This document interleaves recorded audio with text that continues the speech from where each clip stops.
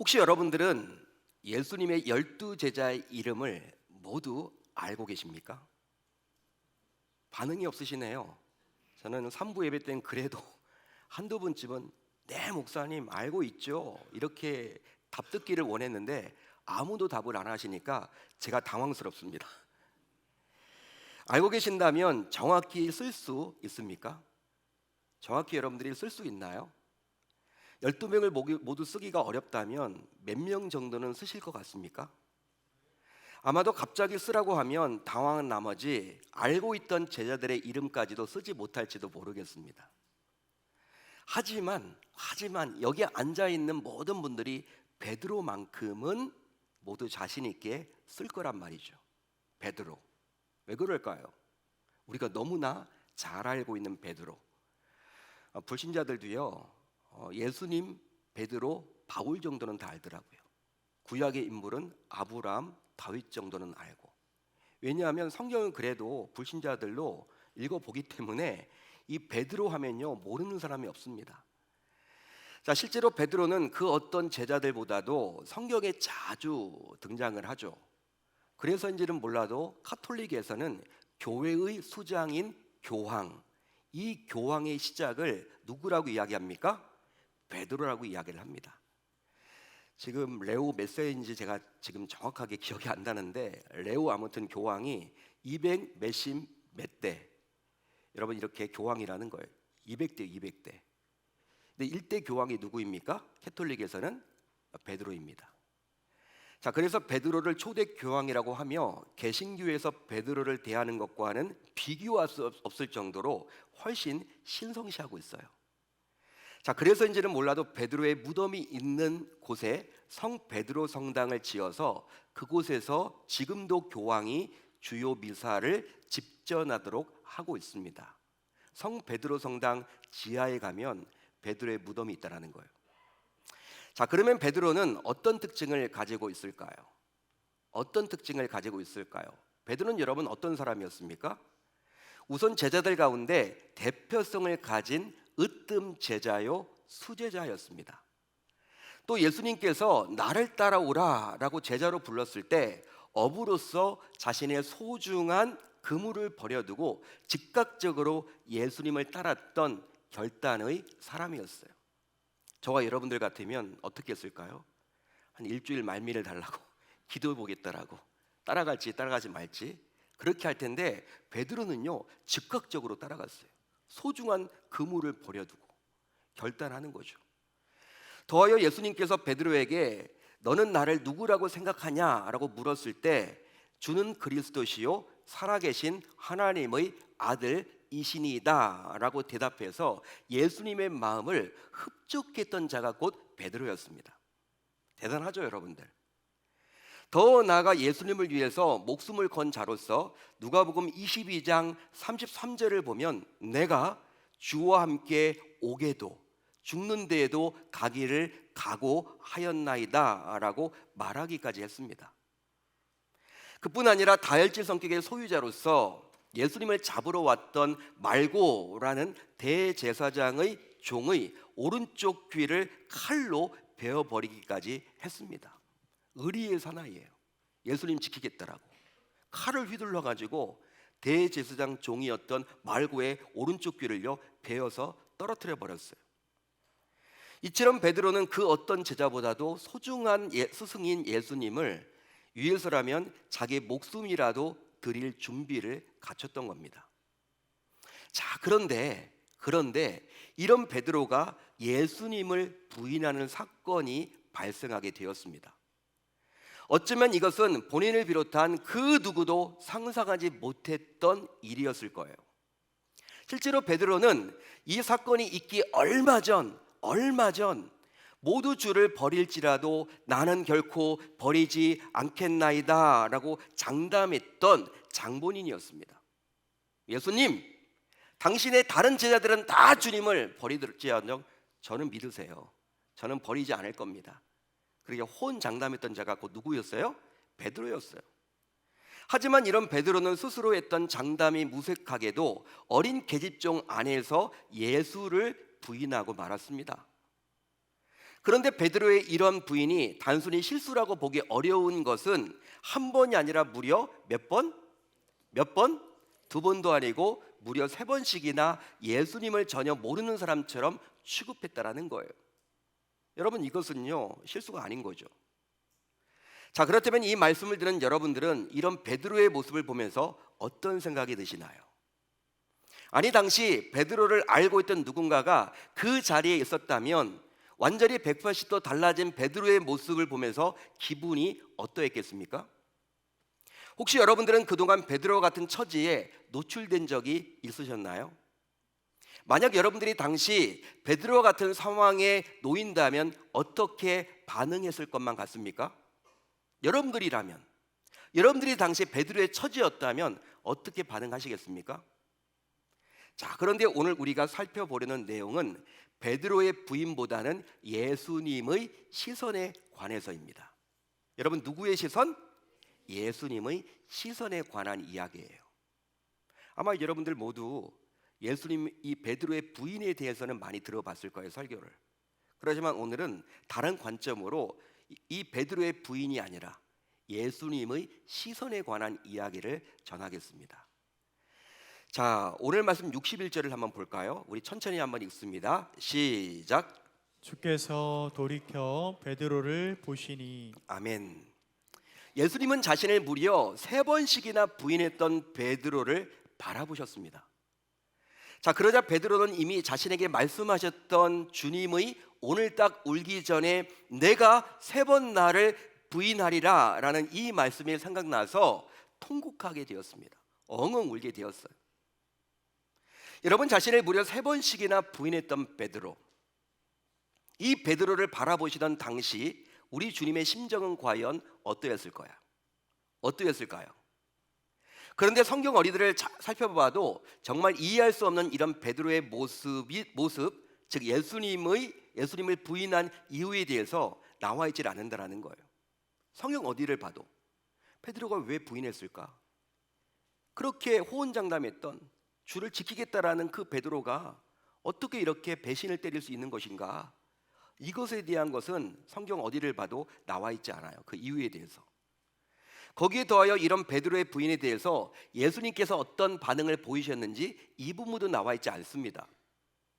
하지만 예수님께서는 이미 공생애 내내 다음과 같이 말씀하시기까지 했었습니다. 공생애를 지나면서 예수님은 이미 다음과 같이 말씀을 하셨거든요. 어떤 말씀을 하셨느냐? 베드로만을 염두에 두고 하신 말씀이 아니라 이런 말씀을 하셨습니다. 어떤 말씀이냐? 바로 마태복음 10장 33절인데요. 누구든지 사람 앞에서 나를 부인하면 나도 하늘에 계신 내 아버지 앞에서 그를 부인하리라. 무서운 말이에요. 소름 돋는 말이죠. 예수님을 부인하면 예수님께서도 하늘 아버지 앞에서 중재자 역할을 하시는 분이 예수님이신데 우리를 모른다고 하겠다라는 거예요. 여러분, 놀라운 일 아닙니까? 무서운 이야기예요. 겁나는 이야기죠. 더 나아가 누가복음 12장 9절로 10절을 통해서 예수님을 부인하는 것은 영원히 사함을 받지 못할, 즉 성령을 모독하는 중대한 범죄임을 알 수 있습니다. 예수님께서 그렇게 말씀을 하셨거든요. 자, 그런데 무슨 이유로 예수님께서는 이런 베드로의 중대한 범죄에 대해서 아무런 말씀도 하고 있지 않은 것일까요? 왜 여러분 말을 안 하죠? 오늘 말씀을 보게 되면 솔직히 베드로가 무려 세 번씩이나 예수님을 부인한 것은 먼저 예수님을 노골적으로 멸시한 거예요. 또 철저한 거짓과 위선이죠. 거기에 더하여 약 3년 이상 주님의 사랑을 한 몸으로 받았던 자로서 배은망덕한 행위라고 감히 말할 수 있습니다. 은혜를 갚지 못하는 거죠. 얼마나 예수님이 베드로를 사랑했습니까? 예? 수제자로 여러분 인정을 해주셨고, 또 항상 여러분을 중요한 일을 할 때에는 베드로를 여러분 기점으로 요한과 야고보와 함께 3명을 여러분 그룹 지어서 이들을 따로 끌고 갔잖아요. 12명 가운데. 그렇게 사랑했던 자가 바로 베드로였는데 어떻게 베드로가 예수님을 모른다고 이야기합니까? 여러분, 이건 배은망덕한 거죠. 사람이라면 이러면 안 되는 거죠. 자, 그러기에 이 사건 이후에 이런 베드로에 대해서 당시 사람들은 과연 어떤 생각을 가졌을까요? 더욱이 베드로와 함께 동고동락을 했던 다른 제자들의 시선은 과연 어떠했을 것 같습니까? 그뿐 아니라 당시 예수님은 또 얼마나 섭섭하고 서운해하셨을까요? 당시 너 믿었는데 이런 생각 들지 않았을까요? 정작 중요한 순간에 일어났던 가룟 유다의 배신, 거기에 더 나아가서 제자들의 소극적인 모습에 이미 마음이 무너져 내린 예수님으로서는 그나마 믿었던, 그래도 내가 믿었던 수제자 베드로의 이런 모습에 과연 어떤 심정이었겠습니까? 여러분, 자신을 무려 3번씩이나 부인했던 베드로, 이 베드로를 바라보시던 예수님의 시선은 과연 무엇을 말씀하시기 위해서일까요? 앞에서 잠시 말씀을 드렸지만 예수님께서는 베드로의 부인 사건을 전혀 문제 삼고 있지 않습니다. 책망하고 있지 않아요, 여러분들. 희한하죠? 따라서 그 시간에 베드로를 바라보시던 예수님의 시선은 분명히 질책과 한심스러운 표정은 전혀 아니었겠죠. 막 째려보고 그런 건 아니겠죠, 여러분. 너 진짜 이 죽일 놈아, 이런 생각으로 여러분 바라본 게 아니었겠죠. 자, 그렇다면 베드로를 바라본 예수님의 시선은 과연 무엇을 뜻할까요? 뭘 담고 있는 것일까요? 예수님의 시선은 베드로의 현재 모습을 바라본 것이 아니었습니다. 자신을 부인하고 있는 현재 모습을 바라본 것이 아니었어요. 오히려 이 사건으로 인해서, 이 예수님 부인하는 이 사건으로 인해서 하나님으로부터 장차 더 크게 쓰임을 받게 될 그의 앞으로의 모습을 바라보고 계셨습니다. 아멘. 아멘. 그런즉 예수님께서는 그 시간 베드로의 부인보다 이번 부인으로 인해서 결국 자신에게 더욱 충성하고 더 잘 섬기게 될 그의 미래적 모습을 기대하며 바라봤던 것이죠. 할렐루야. 할렐루야. 그러기에 예수님께서는 변함없는 사랑의 눈으로 그를 바라보셨습니다. 여전히 사랑의 눈으로. 따라서 우리가 믿고 섬기는 예수님께서는 성도인 저와 여러분들이 종종 문제로 인해서 넘어지고 실수하더라도 오히려 그 문제로 인해서 앞으로 더 잘 될 것을 사랑으로 기대하십니다. 믿으시면 아멘. 자, 그래서인지 예수님께서는 베드로가 문제를 뛰어넘길 기대하셨어요. 베드로는요, 예수님이 지금 베드로를 바라보면서 문제가 뛰어넘길 기대하셨다라는 거예요. 실제로 예수님께서는 베드로의 부인 사건이 일어나기 전에 그에게 이미 다음과 같이 예고하셨습니다. 앞으로 일어날 일에 대해서 말을 해주셨어요. 어떤 말을 했습니까? 예수님이 베드로에게, 베드로야, 내가 내게 말하노니 오늘 닭 울기 전에 내가 3번 나를 모른다고 부인하리라. 예수님께서는 사전에 이렇게 말씀해 주사 수제자였던 베드로가 이 문제를 이길 수 있도록 준비할 시간을 주셨던 거예요. 하지만 당시 베드로는 어떻습니까? 베드로는 예수님께서 이렇게 말씀하신 이유에 대해서 전혀 깨닫지 못했죠. 그렇게 자신은 절대로 그러지 않을 것이라고 호언장담하기까지 했습니다. 그러니까 자신에 대해서 생각을 해봐야 되는 거예요. 예수님이 이런 말씀을 하셨으면, 베드로야 라고 이름까지 부르면서 자신에게 말씀을 하셨으면, 내가 예수님 부인한다고? 그러면 안 되겠다. 정신 바짝 차려야겠다. 그러니까 여러분 다짐하고 결단하는 시간을 가질 텐데, 여러분 이게 어떤 의미인지를 모르니까 이 베드로는요, 절대 그런 일 없을 거라고, 나는 그러지 않는다라고, 나를 믿어보시라고 그렇게 반응을 했던 거예요. 따라서 베드로는 예수님의 기대와는 달리 문제를 이겨낼 기회를 살리지 못했습니다. 할렐루야. 할렐루야. 하지만 예수님께서는 베드로가 문제를 일으켰다고 해서 그를 버리지 않았습니다. 실제로 예수님께서는 베드로가 자신을 부인하기 전이나 후나 여전히 똑같은 사랑으로 대해 주셨어요. 여러분, 이것을 통해서 무엇을 알 수 있을까요? 주님은 설령 성도인 우리가 순간에 실수했다고 해서 결코 우리를 버리지 않으십니다. 오히려 예수님께서는 문제보다도 그 문제를 통해서 더 잘 될 나를 기대하시기 때문에 더 큰 사랑으로 나를 바라보십니다. 믿으시면 아멘.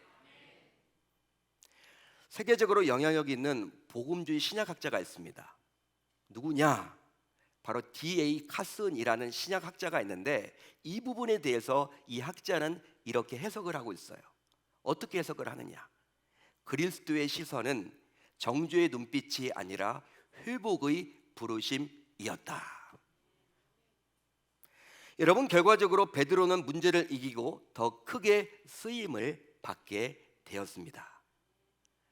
사도행전의 전반부를 보게 되면요, 오순절 성령을 체험한 이후에 이제 그는 명설교자로 변모되어서 수천 명을 결단시킨 전도자가 되었어요. 베드로가 한 번 설교할 때마다 3천 명이 회개하고 세례를 받습니다. 5천 명이 교회에 등록을 합니다. 여러분, 이런 설교자가 어디 있어요? 요즘에도 설교자들이 많이 있죠?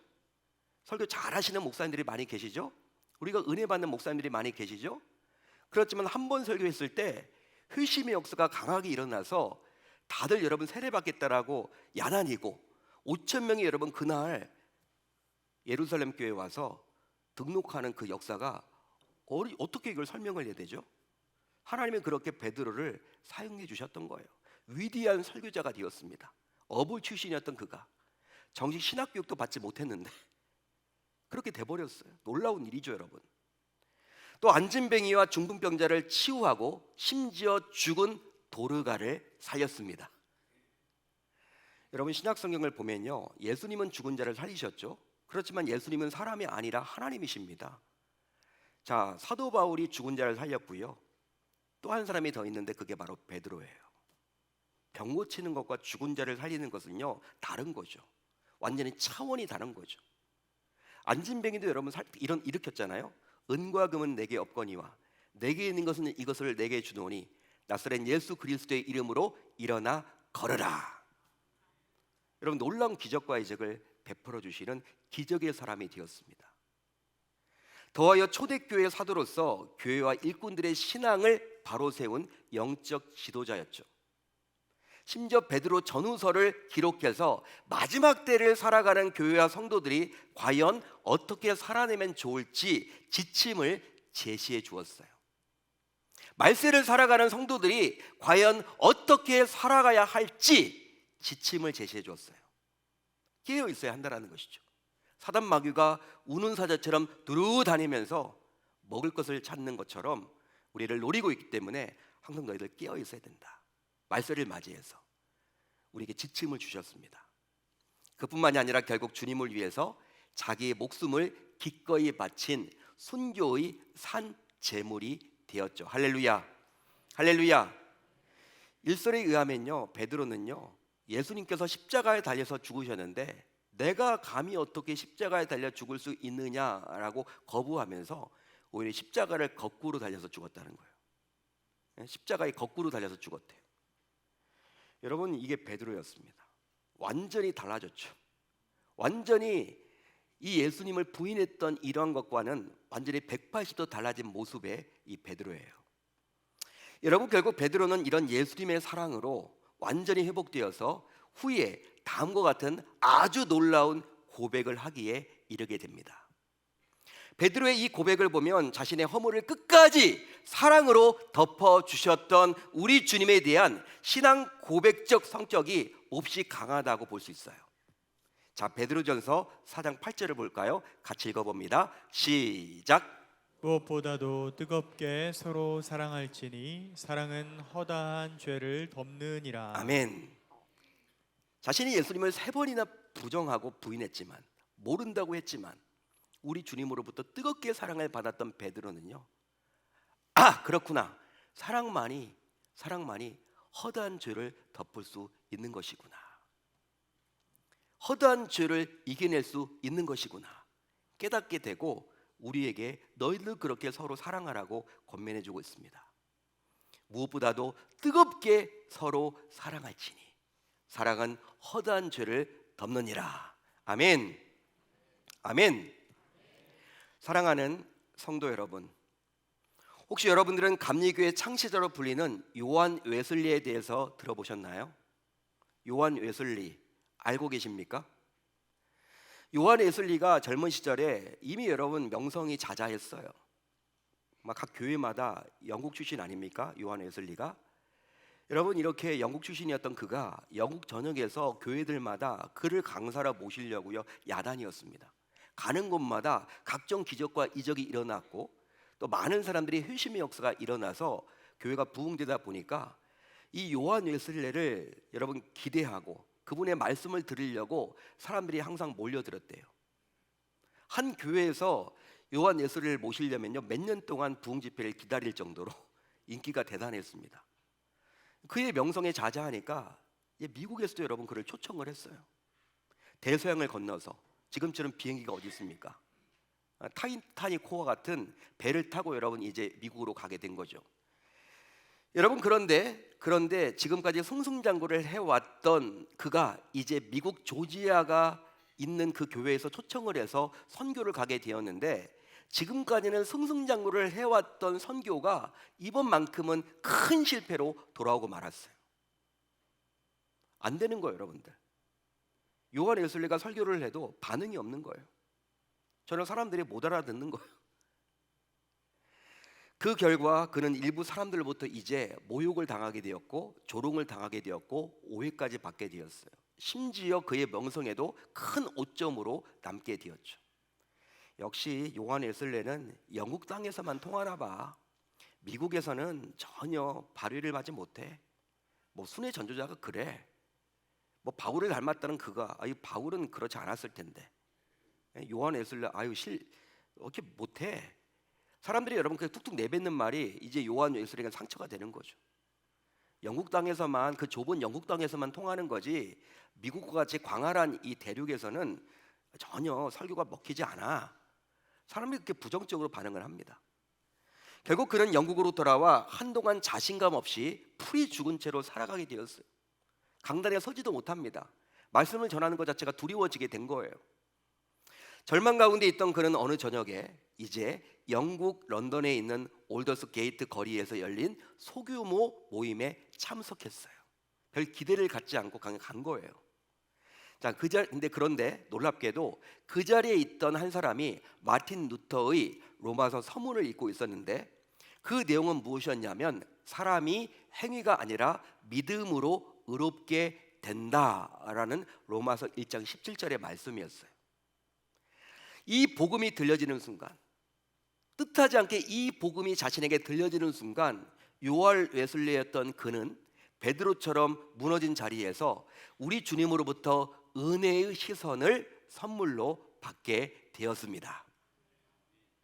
한마디로 낙심 가운데 있었고 절망 가운데 있었고 이제 강단에서도 말씀을 전하지 못할 만큼 정말 위축되어 있는 상황이었지만, 여전히 자신을 사랑하시는 우리 주님의 따뜻한 사랑스러운 시선을 통해서 그는 다시금 일어설 수 있는 힘을 얻게 된 거예요. 할렐루야, 할렐루야.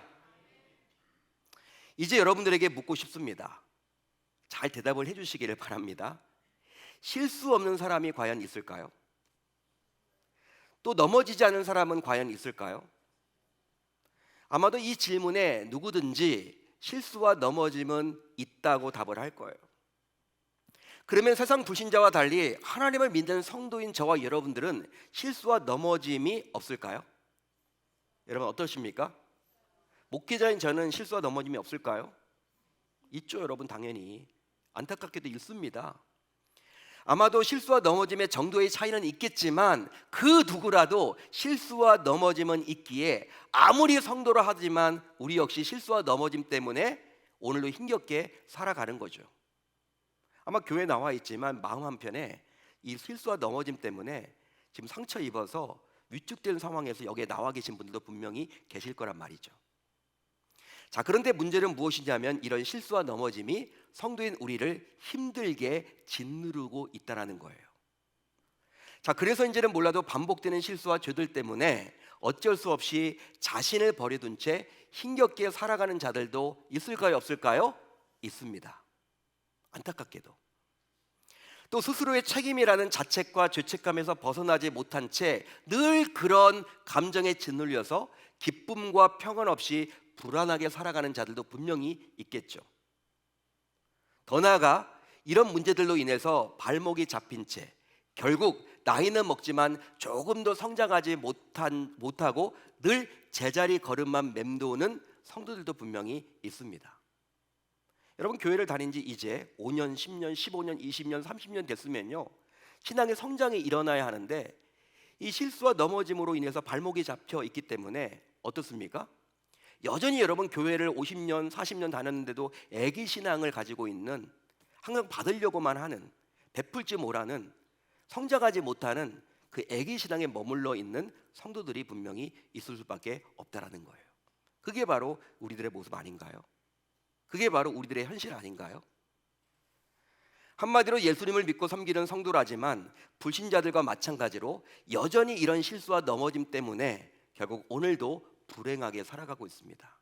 그게 바로 저와 여러분들의 모습이죠. 물론 실수와 넘어짐에서 헤어나지 못한 자들은 무엇 때문에, 누구 때문에 라며 책임을 자꾸 회피하고 주로 원망과 불평을 일삼기도 해요. 하지만 잘 생각을 해보자고요. 한번 제대로 생각을 해보자고요.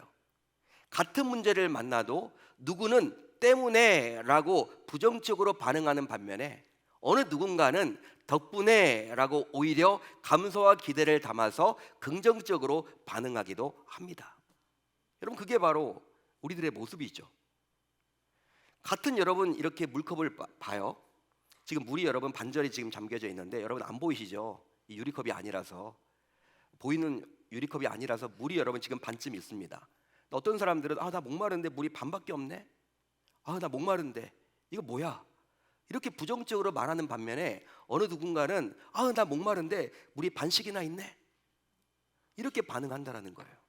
같은 문제를 바라봐도 때문에 라고 바라보는 분들이 있고 덕분에 라고 바라보는 분들이 있다라는 거예요. 그런데 우리 신앙의 대상인 예수님께서는 문제를 만난 성도인 저와 여러분들을 덕분에로 바라보십니다. 즉, 이 문제 덕분에 앞으로 더 잘 될 것이라는 시선으로 성도인 저와 여러분들을 바라보세요. 따라서 이런 예수님의 시선에는 사랑과 기대가 듬뿍 담겨 있습니다. 더욱이 나를 향한 이런 사랑의 시선은 결코 변하지 않죠. 그러기에 이제 성도인 우리 모두 실수와 넘어짐으로 인해서 설령 감당하기 힘든 문제를 만나게 되었더라도 이제 다음을 꼭 기억할 수 있어야 할 줄로 믿습니다. 뭘 기억해야 되느냐? 먼저 문제 그 자체로 인해서 낙심하지 맙시다. 낙심하지 맙시다. 더하여 문제를 만난 나를 예수님께서는 여전히 사랑하심을 잊지 맙시다. 잊지 맙시다. 그뿐 아니라 문제를 만나더라도 문제 뒤편에 숨겨져 있는 놀라운 축복을 기대해 봅시다. 기대해 봅시다. 여러분, 3번씩이나 배반했던 베드로를 예수님께서는 끝까지 포기하지 않으시고 기대를 담아서 사랑으로 바라보셨어요. 그런즉 성도인 우리 역시 실수와 넘어짐으로 때로는 우리 주님의 마음을 몹시 아프게도 하는 것이 사실이지만, 그렇다고 해서 우리 주님께서 나를 버리지 않기에 성도로서 우리가 해야 할 일이 있다면 그것은 바로 나를 끝까지 사랑하시는 우리 주님의 시선에 내 눈을 맞추어서 살아가기로 다짐하고 결단을 해 봅시다. 그렇게 함으로 나를 살아가시는 우리 주님의 시선을 끝까지 놓치지 않음으로 말미암아 결국 실수와 넘어짐 속에서도 오뚜기처럼 다시 벌떡 일어설 수 있는 저와 여러분들이 다 되어야 할 줄 우리 주님의 이름으로 축원합니다. 축원합니다. 예수님의 시선에 여러분들의 눈을 맞추는 거예요. 그렇게 하기 위해서 뭘 하면 좋겠습니까? 기도를 해야 되고 말씀을 읽어야 되고 하는 것들이 많이 있겠지만, 지금 우리 공동체가 함께하고 있는 30일 기도 노트를 작성하는 거예요. 그 단 10분이라도 투자해서 우리 주님의 시선에 내 눈을 맞춰서 여러분들이 감사를 표현해 보실 수 있기를 당부드립니다. 우리 주님은 우리를 버리지 않으세요. 우리 같으면 속상하고, 우리 같으면 쥐어받고 싶고, 우리 같으면 너 어떻게 그러냐고 막 따지고 싶겠지만, 우리 주님은 여전히 우리를 사랑하고 계시고, 우리를 지금도 지켜주시고, 지금도 우리 주님이 중보하고 계시고 눈물을 흘리고 계신다는 사실을 기억하시고, 여러분 어떤 상황 때문에 지금 힘들고 어려울지 모르겠지만 이 주님의 사랑을 듬뿍 담아서 여러분들의 이제 각 가정과 삶으로 돌아갈 수 있기를 주님의 이름으로 축원합니다. 그래서 멋지게 이번 한 주를 달려나갈 수 있는 저와 여러분들이 다 되실 수 있기를 바랍니다.